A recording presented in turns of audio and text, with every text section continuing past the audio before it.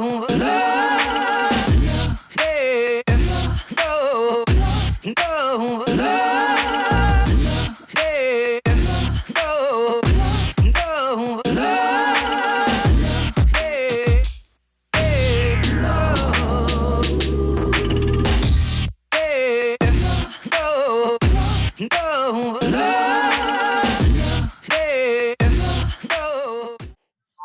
we're live yet again with another Power Talk show. And today we have a very, very serious topic that we're going to discuss. Um, it's a lot of things going on in the world. And today we're really going to discuss something that is very, very big in the world. So, with that being said, um, today is brought to you by Miss Mulatto. Like I said, Miss Mulatto is brand new for So Def. Please go check her out. No More Talking is her new single. She just got signed to So Def, album coming soon. With that being said, welcome to the Power Talk show, Megan Baker. She's very, very big in her struggles and everything that she's been dealing with in her life as far as MS goes. Today's topic is MS. If people don't know what MS is, I'm going to let Megan Baker actually disclose what MS is. Welcome to the show, Miss Megan Baker. Can you give Thank you so much for having me. First, before we get into MS, can you tell us a little bit about yourself first? Absolutely. My name is Megan Baker, and I am the president of No Matter What Foundation. It's a nonprofit support site for patients struggling with multiple sclerosis and MS. And I also myself struggle with MS and have a huge family history of MS. So it's really a support group trying to raise awareness, really want to get the word out and raise awareness in that support system of helping other people who've been diagnosed with multiple sclerosis. Okay. And again, thank you so much for having me. It's such an honor to be here. Oh, definitely. Okay, so basically, before you actually was diagnosed with MS, how did you actually live your life? How was your life? Well, that's a great question. It's funny that you asked that. I had 2 children and, was taking off in my career. I have a medical background. I was working an awful lot, and I come from a large family. I have 3 brothers and, like I said, 2 kids, and, just really active with friends, family, working a lot. I was at the peak of my career and certainly going on an 18-hour day, full throttle there, very type A personality, and do it all and really go hard. And this disease really will stop you in your tracks, and it really did for me. I was 27 when I was diagnosed with multiple sclerosis. My mother, who has since passed, she passed very early in her life at 54 with multiple sclerosis. So her mother as well has multiple sclerosis. And basically, so I was 27 when I was diagnosed, had some early symptoms of fatigue and some numbness and some weakness, but attributed that to working a lot, keeping up with 2 kids. I was a single mom and working an awful lot. So didn't really make the connection, thinking that it was an autoimmune disease that I was struggling with at the time. Okay. Now, with that being said, when you first found out that you had multiple sclerosis, how did that affect you? What was your first thoughts when you first found out, when the doctors gave you this news? How did that actually affect you? Well, again, that's a great question too. I had a little bit of an advantage there because having watched my mother struggle with multiple sclerosis, she was kind of the same, go, don't stop, still, try to live your life and stop you in that mindset. So I had the advantage of seeing her. I know a lot of our newer diagnosed patients, they're initially diagnosed and, your mind automatically goes to, oh my gosh, wheelchair. I'm going to be in a wheelchair bound or blindness. And it doesn't necessarily have to be that. But for me, to To be honest, I was in a bit of denial. I still have days where I think, I'm having a great day. Maybe it's not going to be as bad as I was initially diagnosed. So there does have, you do go through the process of, just like anything else when it's a traumatic life event, denial, anger, frustration, confusion, no, this isn't real. It's not true. So definitely it's a devastating life-changing event, and I tell all of our support group patients, your life isn't over. It's not done, it's not over, it's just going to be different than what you anticipated your life to be. No one at 27 years old, we have a lot of younger patients, but no one at 27 thinks, oh my gosh, I'm going to be in a wheelchair, I'm going to use tubes to, go to the bathroom, and challenges kind of gotta go through that process of grief, anger, denial, and then finally acceptance, really accepting that, okay, this is real, it is happening. So it was a process, and it's still a process. Every day is a new day, and it's a new challenge. So Okay.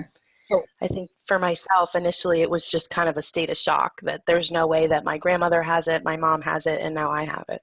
so now, how do you actually live your day now after the fact that you found out? How basically how do you feel every morning when you wake up? Like, do you have that sense of doubt that, oh, can this be my last day, or am I going to end up losing something today? Or how do you get through that? Or do Sure. you have happy days like, you know what, I'm not going to even worry about I think, for everybody, it's a little bit different. You're processing the disease, your illness is a little bit different. But I have good and bad days just like anybody else. I have days where I feel awesome, and, I set out to accomplish those tasks. And then, just like you said, there's some mornings where I wake up and maybe I've lost the ability to move my left side, or to really be ambulatory, or my cognitive, or when we talk about cognitive, we talk about some memory loss and some speech delay and some slurred speech. So, with this disease, there's really no gunshot. I could go to bed tonight and be absolutely fine and continue on our live chat here, and wake up tomorrow and have lost my ability to swallow without some real difficulty. But here's the thing, you wake up every day, it's a new day. I think one of the things that this disease really taught me was, every day really is a gift. I don't care what your religious preference is, but it really is a gift, and I try to make the most of it. There's going to be some days where, maybe you do struggle more than other days. But I think in our case, it just happens to be a more pronounced struggle, that's for sure. But I do try to wake up each day with the mindset that, you know what, we're going to do as much as we can today, and we're going to navigate around it, and we're going to get through it. Okay, great, great, great. For those that just came in, today's show is about MS, multiple sclerosis, and Megan is a fighter, and she's a person that's going to make awareness to a lot of people out there that don't know what MS is. For those people that just joined the chat room, now Megan, let me ask you this: what what do you see? How do you think your life will be in the next 2 or 3 years dealing with this type of situation? And so, I try to be as positive as I can. I have sat my children down. Like I said, I do have two children. My son is going to be 16 this year, and my daughter Veronica is going to be 14. So I'm definitely, they're very aware of my ailment, my mom and her mother, my grandmother. They know what it's about. They know what it looks like. They know that it's not deemed technically a terminal illness. However, its side effects are. Where do I see myself in 2 to 3 years? Hopefully still guest speaking, raising a lot of awareness, trying to get the word out, trying to support other people that are newly diagnosed, making it, less traumatic, less scary. Uh, I don't know. I don't know if I can answer that. I do have a wheelchair that I use now on my bad days, and again, trying to make the most of those good days. But I'm also very realistic. As positive as I try to be, I'm very realistic about outcomes. And I know there's going to come a point where I'm not able to be home alone anymore, and perhaps looking into some nursing homes. And again, in your mid-30s, that's a tough pill to swallow. But just trying to take each day, and sure. So now, with that being said, what type of things do you actually like to do? You know, to get your mind off of off of the situation that you're in right now. You know, how do you go out and block it out? Like, how do you keep happy? Sure. Well, I don't think there's a way to really block it out. It's with me 24/7. When I go to the bathroom, I'm using catheters and tubes for better word, pee and poop. So it's with me all day long. My gait's always off. My speech is a little slurred all day long. It's more pronounced when I'm fatigued, but how do you keep your mind off of it? Okay, well, it's with you 24/7. I don't know if you really can keep your mind off of it, but there are still things that I certainly enjoy doing. I read a lot. I educate myself an awful lot on this illness and different modalities and therapies that are coming out or maybe on the forefront. I do speak with a lot of support online groups and speaking with patients. I do guest speak an awful lot and travel a lot. So I'm always up on stage or in the community, just trying to raise awareness. And I hang out with my kids. I think there's kind of a stereotype there where once you're sick, that's it. But we still, you still push on each day, and I still have homework to get done with the kids and still have, activities going on with them. And I have my partner and my home life here. So none of those things stop just because you're sick. So I think that's a huge point that, life really does continue, and you just have to keep pushing on. Okay, Life doesn't stop because you're sick, that's for sure. that's true. That's true. Now, you say you do a lot of speaking engagements. Tell me, how did you actually get into that? What actually made you want to actually go and make awareness of this? Or other than you just feeling down about yourself, Sure, why did you want to help other people? sure. Well, I think there was an initial phase where, I was so angry. I sort of felt that I had paid my dues, taking care of my mom and being a caregiver. She was not in a nursing home until the very end. But I was angry, and it was a process of, do I want to acknowledge this? I think a lot of times I do get myself to the point where I just don't want to talk about it anymore. And especially early on in my diagnosis, someone would, ask me, hey, don't you have MS? Doesn't your mom have that too? And it was in my face 24/7, and it got to the point where I just didn't want to discuss it.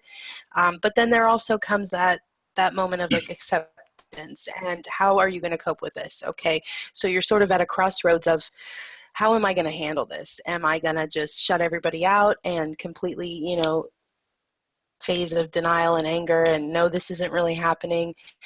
Or am I going to accept it? And what can I do to help other people? And really that community outreach of knowing you're not alone, you're not the only person, you certainly won't be the last, you're not the first, and you won't be the last that's going through this struggle every single day. So I reached out to my local chapter of the National MS Society, which is completely all over the U.S. It's all over the United States, and it is a nonprofit organization that does help people with some community outreach and helping them navigate from anywhere, telling your employer to share, or your husband or wife, or sharing it with your kids.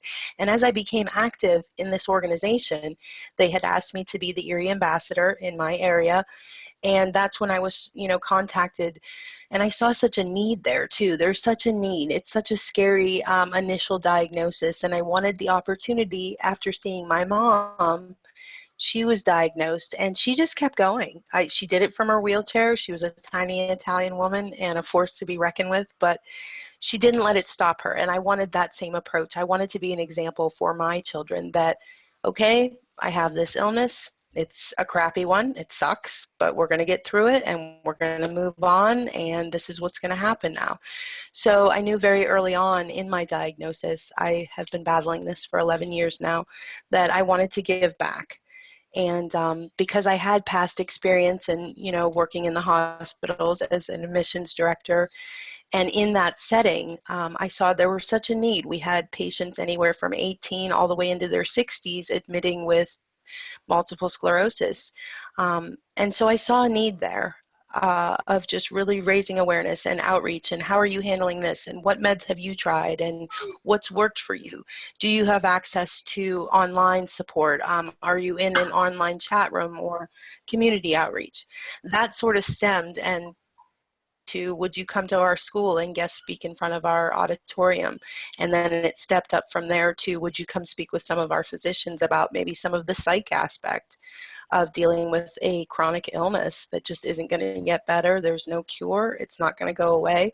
How do you really wrap your mind around that psychologically? So more and more physicians wanted to hear the patient perspective of how do you really handle that? So that's where I sort of found my niche and thought, okay, as my mom continued on in her illness and then finally again passed away, I thought, okay, I need to step my game up and reach out to the community and touch those other lives of people that are struggling. Okay. For sure. Now, let me ask you this. What when you first found out, what were some of the symptoms? So, people that may have it and that don't know, what are some of the symptoms? What are some of the symptoms for them to, they may have it, so they may need to go get checked? What are some of the symptoms, I'm a huge advocate of, know your body, know yourself. And if something doesn't feel right, it probably isn't. Now, that's not to say you get a paper cut and you fly to your local ER. Certainly don't take it to that extreme. But, I look back now 11 years later and I see that there were a lot of signs. I did have double vision. I did have chronic migraines that weren't too great. I did have some slurred speech and my gait was off. The final early on symptoms for me, and I think, again, that was a lot of a denial sort of coping mechanism. Oh, no, I always brushed it off as I'm overworked, I'm at the hospital, I'm working 12-hour shifts, I'm running with the kids. So I think that there was a bit of self-processing there of, oh, no, it's not real, it's not truly happening. So my early symptoms myself was the final straw when I finally went to Cleveland Clinic and was formally diagnosed with multiple sclerosis at 27. I had fallen and, didn't have any fever, didn't have any other symptoms other than my balance was really off. And I leaned my head back to rinse the shampoo out of my hair and ended up falling through my shower window. So I went to obviously sought out my primary care physician and sort of told him some of my symptoms, the slurred speech and my gait's really off. Cognitively, I just had what's called brain fog or cog fog. Just having a hard time remembering things. And I don't mean like, you walk into a room and forget what you walked in for. I mean like remembering the names of my children, remembering where I lived, remembering my partner's name. It was pretty significant. And again, being so young at that time, I was 27, so, clearly it was a sign of something going on. My doctor, neurologist, and I had what's called an MRI, and you sit in this big tube, and it's very loud. It's not painful, but I also had a spinal tap to have a definitive test, and I went from seeing one neurologist, and in Cleveland Clinic walks 4 other neurologists, and they sat down and said, Megan, unfortunately we have some bad news. You have multiple sclerosis, and your MRI revealed some lesions on your brain. So again, at that point, my mom was pretty far along in her disease process, and it was a real shock. It was, but I tell everyone the silence was deafening. You could have heard a pin drop in that room, and no one really knew what to say. I was 27 at the peak of my career, very young. It took a good year before I could actually say, okay, this is real. And of course, the neurologist, they wanted to start me on medication, and there's different modalities and different disciplines that can kind of help. We know that there isn't a cure right now for multiple sclerosis, but there are medications you can take that will certainly prolong your independence and prolong your activities of daily living. So to sum it up, I would definitely say, so early symptoms and signs, dizziness, cog fog, cognitive loss and memory loss, slurred speech, double vision, numbness or tingling or extreme pain in your lower extremities, your lower legs, difficulty walking, difficulty swallowing, difficulty talking. These are all not clearly normal, but they're pretty significant signs of something neurological going on. And I would encourage anyone out there, if you're having these symptoms, please bring it up to your doctor. I know it's scary to get the fact that, I don't want to deal with it. I don't want to know. I hear from a lot of patients, well, did you ever, not want to know. I don't know if I'd want to know. You want to know. You want to see your neurologist and see if something can be done for sure. So, with that being said, with everything that's being said, and everything that where right now today, how are you actually feeling today? I feel good today. I do have days where certainly my hair and makeup's not done. I try to maintain as normal activities of daily living, we call them ADLs in the medical community, as normal as possible. It's very easy to kick back, stay in yoga pants, a t-shirt, not do your hair, not do your makeup, maybe not see friends or family. But I try really hard, and I find it helps a great deal to try to maintain that sense of normalcy, getting up at the same time every day. Try not to sleep late, not to sleep in. But again, I feel good today. Today is a good day. Tomorrow's not promised, but it's not for anybody. So, it's not to say I don't have bad days. I certainly do. And I do have why me days and this sucks days and can't stop crying days. But I try to pull myself out of that spot and out of that place as quickly as possible. Well, you're a strong woman, and I Thank am you so very much. happy. You are very. Give me a minute. I'm so sorry. Um, sorry. But like I said, you are a very strong woman, and I'm very happy to have you on my show. Can Thank you you tell so people much for having me. about your organization and where they can find you at, and different things like that, like where they, tell us why you had a unique name for your organization. Oh, yes, I do. Can you explain? Can you explain? Yeah, can you explain the name and why did you come up with that name and all that? Absolutely. So the name of my organization is called No Matter What. You can find me on Facebook, and I think later in the show we're going to post a link. Again, the need for the website, or the reason behind the website, was to just offer support, for those tough days, or newly diagnosed women or men. How do I tell my kids? When do I tell my kids? How do I present it in a non-scary way? When do I tell my employer, hey, have you heard of this medication? Or, hey, have you tried this for pain? Or it's just a support group for other people that are dealing with this. And the name of the website through Facebook is No Matter What. So my mom would often say, and she was a great lady, just an incredible person, and she really went through a god-awful battle. And she was wheelchair bound the last 10 years of her illness before she finally passed. And she would always say, I love you no matter what. And then as she became sicker and sicker, she reduced it down to no matter what. And as she became truly sick and she was having a hard time holding a pen, writing, she would sign everything NMW, for no matter what. As she was dying, we stayed together in the room, and I promised her I wouldn't leave until she did. And she was completely alert and oriented. She knew that she was passing and what was happening. But one of the last things she said to me was, don't forget, I love you no matter what. So we took that little piece, that little tagline, and sort of incorporated it to the website of No Matter What. And so it was just a reminder to myself, as well as all of our other patients and other people struggling with this disease, that no matter what, we're there, someone's there, you're not alone. And it touches my heart. There's so many people. We had the MS walk a few years back, and everybody showed up in shirts with the no matter what across their shirts. So it really is a great website, and it's a great tool. I know when I was first diagnosed, I just wanted some other woman to say, hey, I've experienced that, or as a mother, I get it, I've been there, I know. And so that's why we started the website, so that there was a place to go to say, you know what, I totally get that. You can't take your daughter shopping for a prom dress. I get that. I can't walk a lot either. Or little things like that. I just told my employer, and I'm kind of struggling with, how my other colleagues are looking at me now, and I'm getting the look, a sick person look. And to have a place to utilize, a place to be able to go, you know what, I get it. I get it. I've been there. I get it. So that's really the meaning behind the website. Okay. I just pasted her Facebook in the chat room, guys. Go make sure you guys go subscribe to her Facebook.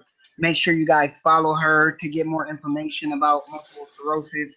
And let anybody know that have multiple sclerosis, if they need to branch out and meet somebody to talk to, that Megan Baker is here for, for them to Yes, know thank you. knowledge.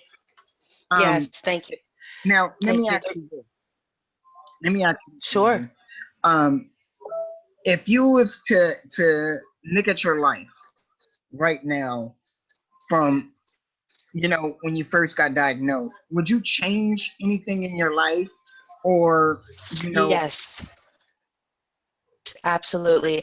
I think personally, I think I would have told family and told my employer much sooner than I did.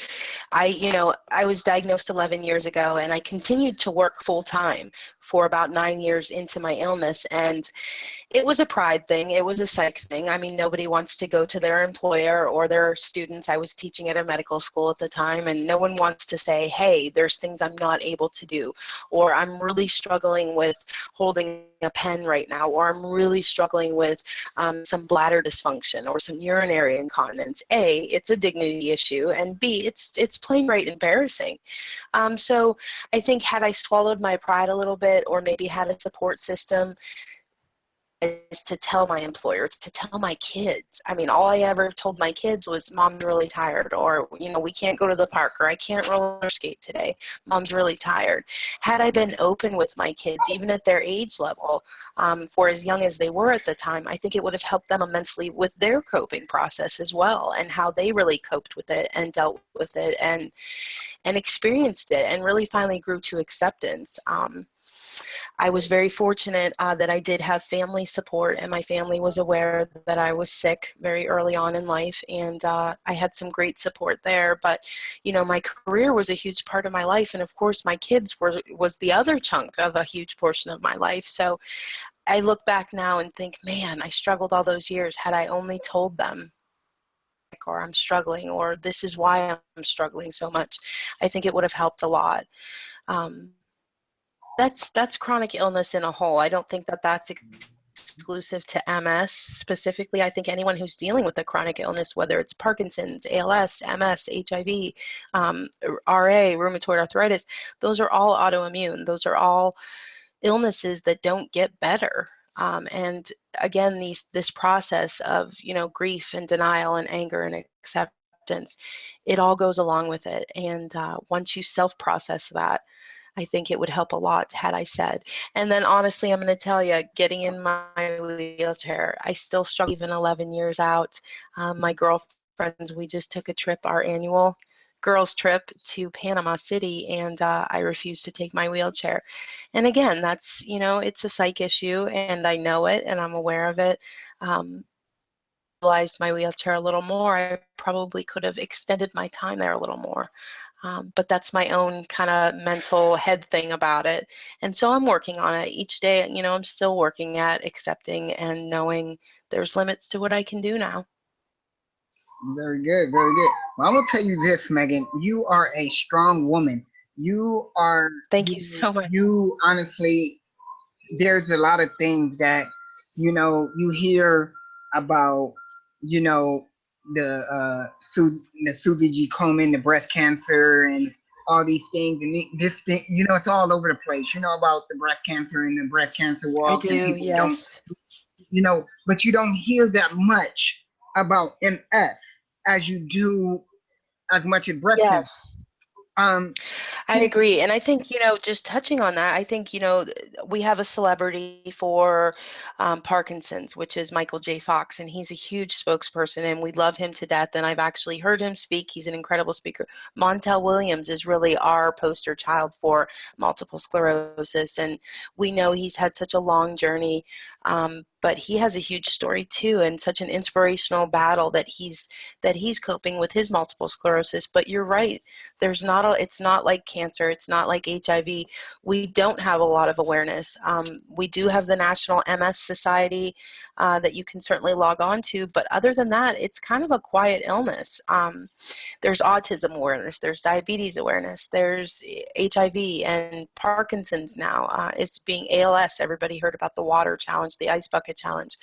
But I think the awareness is coming, Social media is incredible. It's a great outreach, a great source for support for a lot of people, especially if you're wheelchair bound or bed bound, or you're not able to be as ambulatory as you want to. It's a great resource to really reach out to other people and raise more awareness. The more people that come forward with this illness saying, hey, I'm going through this too, I'm struggling with that too, the more awareness we're going to have. So I think it does take people really getting out there and sharing their story and sharing their journey, no matter how embarrassing that may be. I mean, it was truly a gut check moment when I sat in the room with 40 other people and had to describe straight cathing and how I, but it's topics like those things that, maybe they are a little embarrassing, but it's raising awareness and it's showing other people you're not the only one. You really aren't. So everybody, if you hear this, I think everybody should share this video all over the place. Let's honestly Oh, please. let's try to let's try to get more awareness out there. Let's try to have this video go viral. Anything to actually help, because this is a serious situation.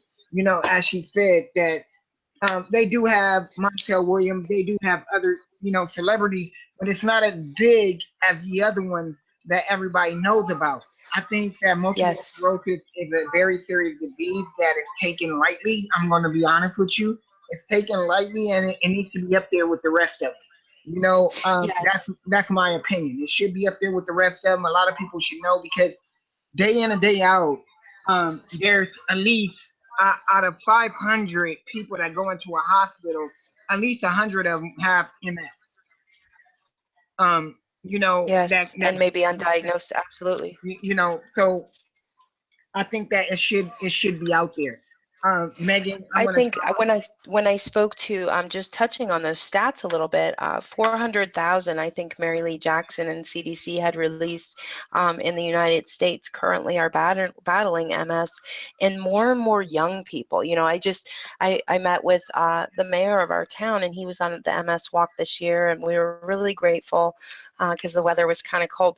But was really astonishing was how many young people were there, 12, 13, newly diagnosed. And this year I wasn't going to do it. I wasn't going to walk, and had my own reasons for that. But I thought, if this 12-year-old girl tried and walk in the MS walk and raise awareness and didn't give a crap how she looked, didn't care about her wheelchair, I thought, shame on me for not getting out there and doing it. So, it was such an honor to be on the walk this year. I wasn't able to complete the full walk, our 3-mile walk, our 5K, but, I think that's a really valid point, that there are hundreds of people that are newly diagnosed and feel alone and feel lost. And so younger kids even now, and the awareness just really isn't there. And you're right, it should be up with HIV, anything autoimmune, because this is an autoimmune disease. And so what that means is, when people hear autoimmune, well, what is that? Autoimmune means that your body's attacking itself. Your body recognizes itself as a foreign infection, disease, disorder, and it just keeps attacking itself. There isn't a cure. There's great medications. I know one of the new things that has hit the market is the oral pill. Instead of doing daily injections and giving yourself weekly injections, there's a new oral pill now, a new oral treatment. Again, these are all treatments. They're not cures. So important to get the word out, raise awareness until we find a cure. Great, great, great. Um, what And do you have anything to actually, say to any young girls out there that may have these symptoms, or anybody, to everybody that's in a room? I want you guys to really listen to this part, because you may not know that one of your family members may have these symptoms, and they might not know what it is. Do you have anything to say to these people that may have these symptoms, but they're afraid to go to the hospital to go get checked out? You know what Sure. what what, what kind of words of encouragement can you give to these people? Sure, that's a great question. So again, first and foremost, I understand the fear. I get it. You're afraid, maybe you don't want to know, or maybe mom or dad is showing symptoms. It is typically a woman's disease. more and more women are diagnosed than men. That's not to say that men, certainly even Montel Williams, we just spoke about that. That's not to say men can't be diagnosed with multiple sclerosis, but it's typically a woman's disease. Onset of symptoms. So again, because it's autoimmune, your symptoms, the trouble and the tough thing about multiple sclerosis is it does mimic so many other illnesses. I could give you 20 to 30 illnesses, even just autoimmune, that mimic, dizziness, cog fog, cognitive loss, slurred speech, difficulty swallowing, difficulty with peristalsis, or, contracting your bladder, or, going to the bathroom, bowel movements, depression. All of these symptoms could be, 10 different other things. So absolutely encourage you how important it is to talk to your doctor. If mom or dad is showing symptoms, if sister is showing symptoms, if your partner, just is having a hard time with slurred speech, doubled vision, her gait is off, her balance is off, she's having a lot of falls, it could be multiple sclerosis. So please, the importance of reaching out to your doctor, starting that conversation. You don't have to walk in and say, hey, I think I have MS. Well, you won't know. You have to get that MRI, you have to get that spinal tap, and a neurologist has a criteria that they follow to really rule it out. I get that it's scary, but it's better to know. The earlier you know, the earlier you can start treatment to prolong those better days. Just because there isn't a cure doesn't mean, well, I guess I'll do nothing. No, you have to be proactive and really be your own advocate. That's something that my best friend, who is a nurse, she really taught me to be your own advocate, and that means asking questions. Ask questions. Just because someone's a doctor, that you may have a different opinion or a different idea. It's your body, it's your choice. Be proactive. Be your own advocate. Ask questions. If something's bothering you, something doesn't feel right, you don't feel you're being taken seriously, or somebody brushes it off, oh, you're too young, or you don't have a family history of MS. If you're not getting what you need, your primary care physician is working for you. So build those relationships with your medical team, ask questions, and then certainly get checked out. It may be something as small as an ear infection, a common cold, the flu, or it may be something serious that you really do need addressed. So be your own advocate, ask questions, and get to see a doctor. Don't wait. I waited too long. Even at 27, I waited too long. And looking back, I had those symptoms and those signs, and so I lost a lot of time. Don't lose that time. If you're having symptoms, we talked about the symptoms: dizziness, double vision, difficulty speaking, some memory loss, cognitive loss. Get to see a doctor. Please don't wait. Y'all hear that? If y'all have any of those symptoms, please go see a doctor. This is a very, very serious thing. For those that just came in, Megan Baker is kind of an ambassador for MS. She has battled with MS for the past 11 years. If you don't know what MS is, it is multiple sclerosis. MS is just a short terminology for it. I have posted her Facebook, both links to her Facebook in the chat. Now, right now, if anybody actually wants to come in and ask Megan any type of question, if you guys want to know anything about MS, and you guys, this is the moment to ask. If you guys are feeling any kind of way, if you know anybody that may be having any symptoms, I'm about to post a link in the chat. You guys can come in and actually ask questions that you may want to know, that you may want to take back to that person. If anybody has anything that they want to say, please come in and ask. Today is a very, very serious topic right now. A very, And very again, serious thank you. topic. Yeah, it really is. And thank you so much. It shows like these, and online chats, and guest speaking, and social support, and internet, Twitter, Facebook, Instagram. I saw so many people posting Instagram. It's National MS Awareness Week, or posting pictures from the MS walk. Something that small really can encourage someone else who's maybe newly diagnosed and feels truly alone. Absolutely, it's such a good idea for these kind of forums to really raise awareness. Absolutely, it is a serious topic, and I really appreciate being hosted on your show today. Definitely, I do appreciate it. Let's see. What type of things do you actually like to do? I mean, you said you just had your your girls' day out. What are the type of things that you like to do? Yes. Like what keeps Megan happy? You know? Yes. Well, my family is a huge support. My friends are a huge support. But different than everybody else just because I have a wheelchair. I think people assume that, I still don't go out, still don't hang out, and certainly do. But that's a question I get a lot. Well, what's your life like now? Are you in a wheelchair and just hanging out at home, and is it god awful? Because I have no longer, I don't work any longer, and I get the question all the time, but you don't look sick. So that's a huge barrier too. You don't have to look sick. So I try to remind everybody to check your judgment a little bit on that. But what some of the things I like to do with my kids, when I was newly diagnosed and really struggling in a relapse. So we know with MS, you have what's called relapsing and remitting. So what that means is when you're relapsing, you're really struggling, your immune system's really amped up, your body's in that fight mode. So you're not as ambulatory or not as fatigue's really heavy hitting during that time.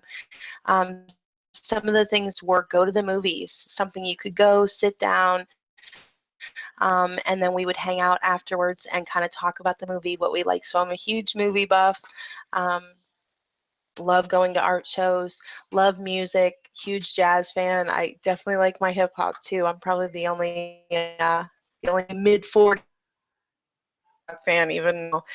But so just really inspirational poetry there.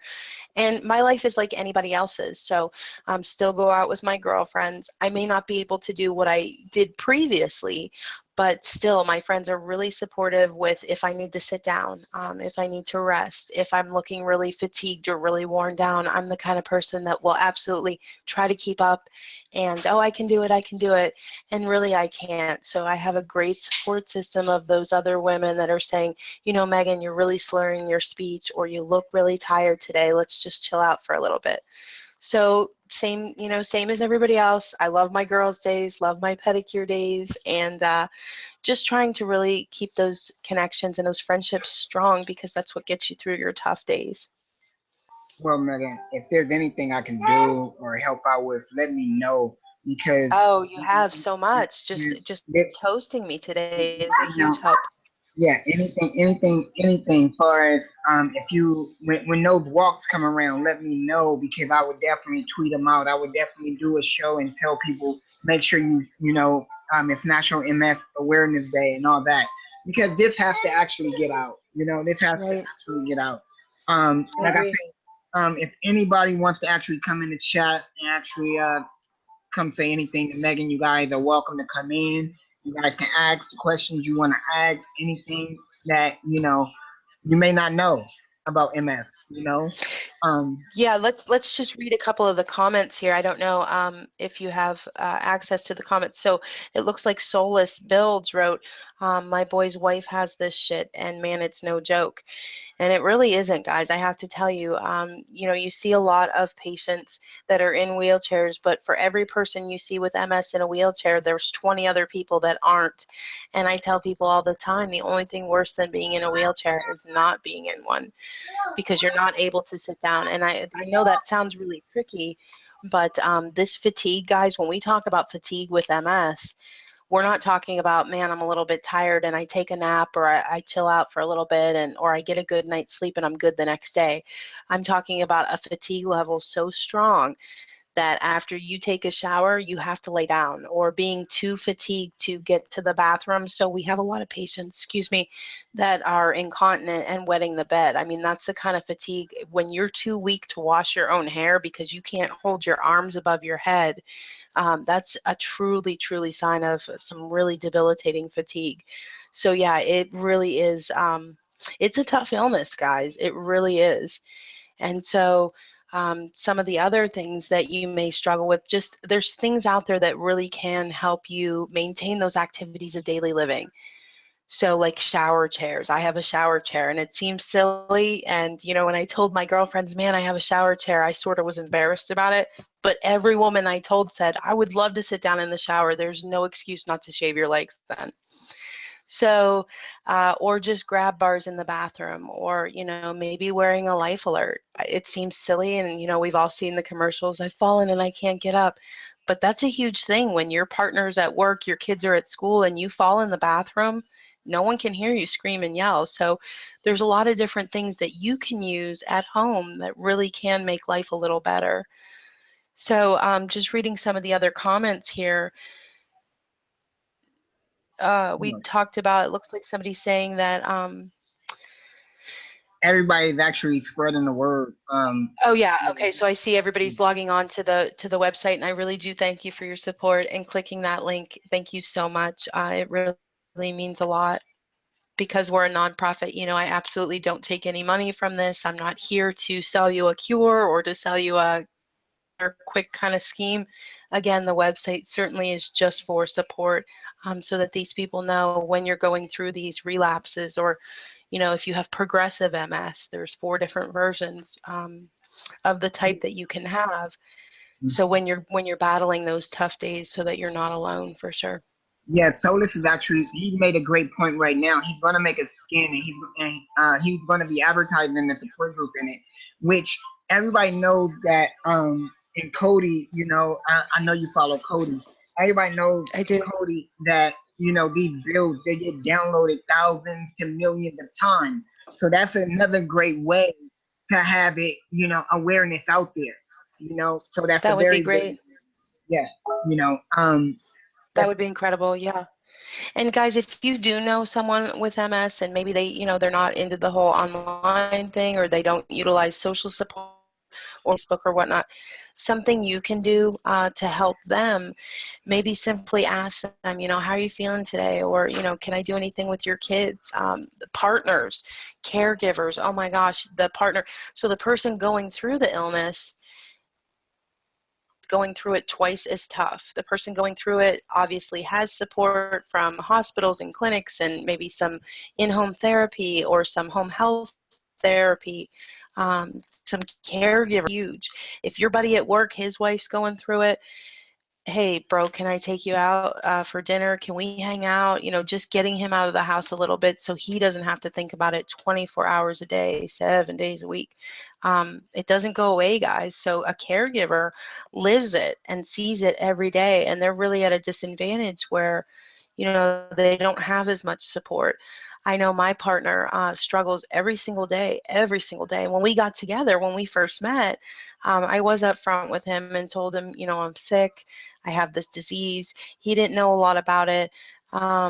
Certainly he was supportive, but I wasn't actively sick at that time. So it's one thing to talk about it and know someone is sick, but it's another thing to see them every day in the ICU, to see them on a ventilator because they've lost the ability to inhale and exhale, because that's a muscle too.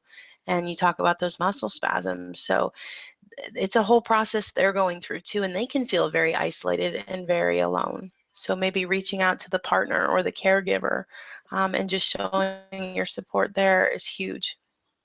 there you go, guys. You guys heard it. You guys heard it here first.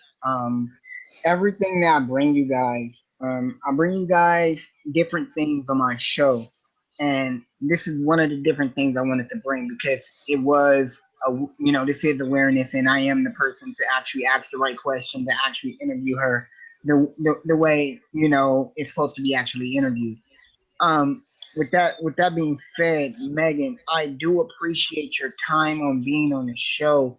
Um, you Thank you guys, so much for having me. you guys, make sure you go check out her Facebook. Make sure you guys subscribe to whatever. Just support the MS, the whole MS community, and definitely, Megan. Like I said, if there's anything, let me know. If there's anything that you want me to mention on any of my live shows, trust and believe. All you have to do is reach out, Absolutely. and I would definitely, Thank you so much.